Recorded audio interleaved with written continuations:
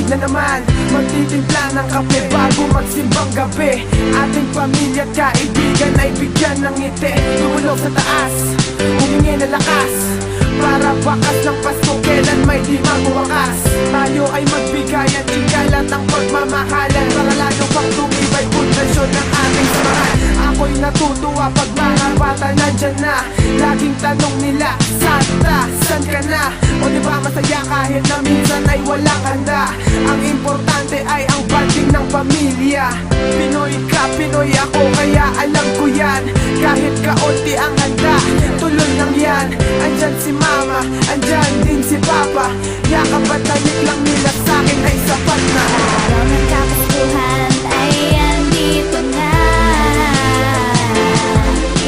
Halika na at makisama, huwag mag-alala. Hirap man sa buhay, basta kasama ang pamilya.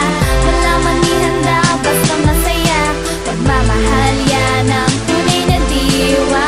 Ipamahagi sa ating kapwa, huwag mag-alala. Nakasubaybay si Bathala. Papalapit na naman ang Pasko, kaya tayo ay magdasal sa simbahan at magpasalamat sa may kapal dahil sa tinatanggap na biyaya. Humingi ng tawad sa ating ama at ina na nagawan natin ng sala, halina at sumama sa munting salo-salo na ating inihanda.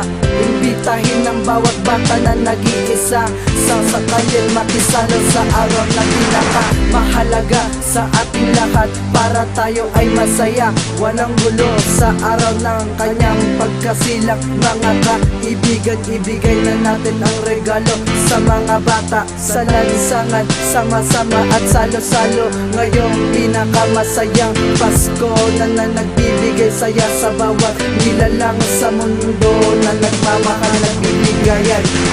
Wanag ng kalangitan at mailaw na daanan.